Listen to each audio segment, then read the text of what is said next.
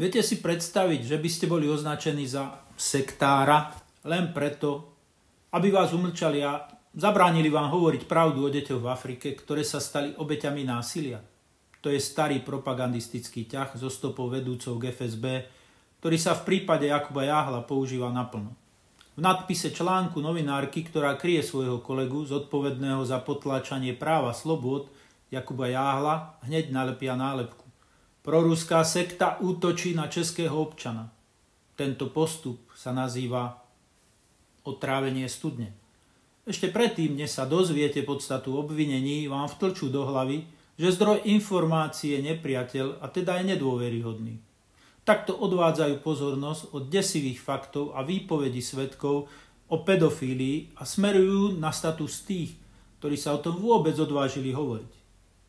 Keď obhajoba nemá vecné argumenty, útočí na toho, kto hovorí pravdu. Nedovoľte, aby s vami manipulovali. Pozerajte na fakty, nie na nálepky.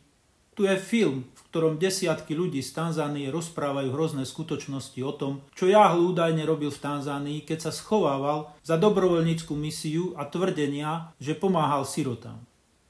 A k Jakubovi patrí taká priateľská rada. Radšej sa choď prihlásiť na políciu, kým nie je neskoro.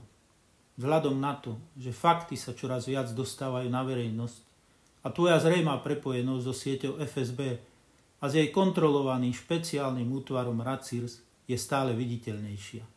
Tvoj život je ohrozený tvojimi vlastnými kolegami, agentmi FSB, ktorí porušujú práva a slobody. Veď všetci poznajú metódy tejto siete, ktorej nástupcom sa stala táto štruktúra, ako sa vyrovnávajú s každým slabým článkom vo svojej sieti. No pod dohľadom orgánov činných v trestnom konaní bude Jáhla v bezpečí. Každý život je hodný toho, aby sa on bojovalo. Preto my, dobrovoľníci Alatra, máme záujem, aby jeho život bol v poriadku a v bezpečí, pod dohľadom príslušných orgánov, ktoré mu zabezpečia ochranu aj počas výkonu trestu.